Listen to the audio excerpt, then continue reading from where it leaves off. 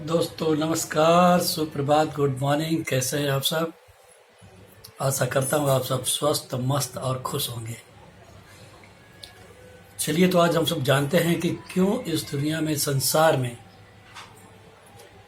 95 से लेकर 97% लोग अपने जीवन में असफल होते हैं और सफल लोगों की संख्या 3% या 5% ही क्यों है। तो मैं लाइफ कोच महेंद्र पांडे आप सबको बताना चाहता हूँ, कई वर्षों के अध्ययन से मैंने पाया है कि लोग अपने जीवन में असफल क्यों होते हैं।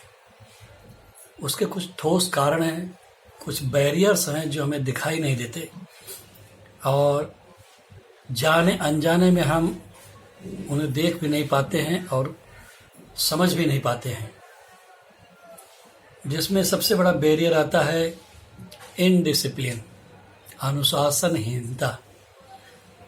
आप अपने आप को अनुशासित नहीं कर पाते हैं और सामने वाली हर चीज को या हर व्यक्ति को अनुशासित करने का प्रयास करते हैं, न कि खुद को। और दूसरा बैरियर इनकंसिस्टेंसी, निरंतरता की कमी। किसी भी काम को बार बार लगातार प्रतिदिन नहीं करते हैं और लोगों से उम्मीद करते हैं कि वह प्रतिदिन करे और निरंतर करे। तो ये दूसरा बैरियर है। इसी के साथ तीसरा बैरियर ये होता है लेजीनेस, आलस। हर व्यक्ति जानता है कि सुबह जल्दी उठा जाए, सुबह 4 बजे 5 बजे उठा जाए, मेडिटेशन किया जाए, योग किया जाए, कुछ वर्कआउट किया जाए तो हम स्वस्थ रह सकते हैं। लेकिन रात में सोते समय प्लान बनाता है कि सुबह जल्दी उठना, अलार्म भी लगाता है और जब सुबह अलार्म बजता है तो अलार्म को बंद करके फिर सो जाता है। आलस से भरा हुआ है। कहीं पे जाना हुआ, किसी से संपर्क करना हुआ तो आलस के मारे घर से बाहर ही नहीं निकलता है और घर में ही पड़ा रहता है। और इसी के साथ इसी का रिश्तेदार है चौथे नंबर का बैरियर, जिसको कहते हैं प्रोक्रास्टिनेशन।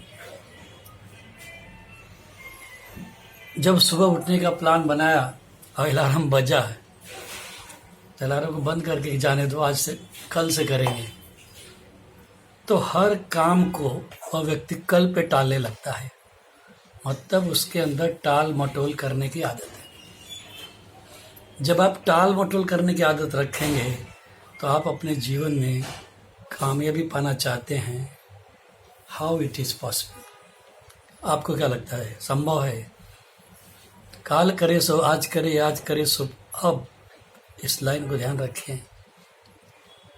आने वाले कल को आज के बोझ से, आज के कामों के बोझ से इंगेज मत रखिए। कल जो सुबह हमारी ज़िंदगी में आने वाली उसको एकदम फ्री रखिए। बल्कि हो सके तो कल कुछ करने का प्लान बनाए तो उसे भी आज ही निपटा दो, ताकि कल एकदम फ्री रहे आने वाला हमारा। तो प्रोक्रास्टिनेशन भी जो है हमारा सबसे बड़ा बैरियर है। उसके बाद आता है डीफोकस। डीफोकस क्यों है? इतनी इन्फॉर्मेशन हमारे पास हो जाती है कि हम सिलेक्ट ही नहीं कर पाते हैं कि किस विषय पे काम किया जाए, किस मुद्दे पर काम किया जाए, कौन सा काम किया जाए।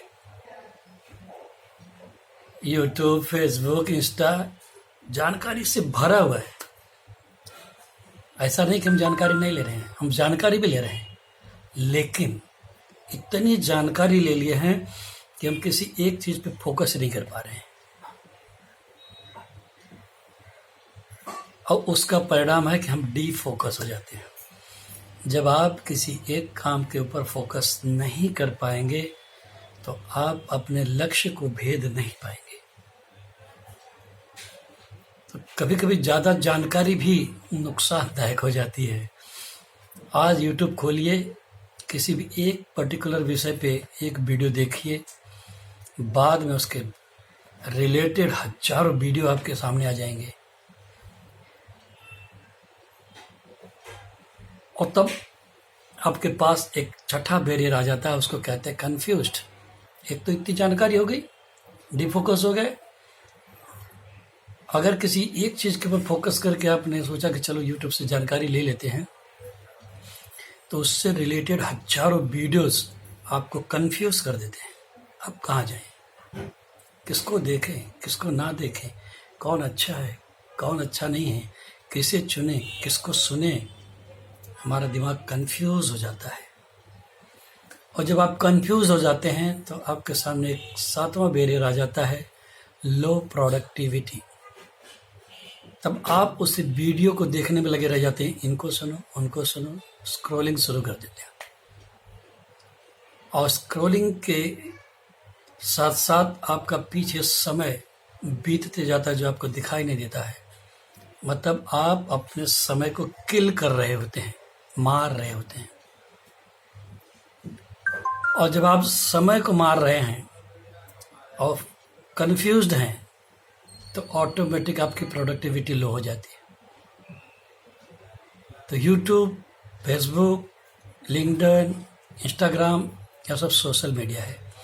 और आज की तारीख में सोशल मीडिया सबसे बड़ा टाइम किलर है हमारा, जो हमें पता नहीं चलता। हम तो सिर्फ स्क्रॉलिंग में लगे रहते हैं। और आठवां बैरियर हमारा सोशल मीडिया ही है। Wasting time on social media, aimless scrolling.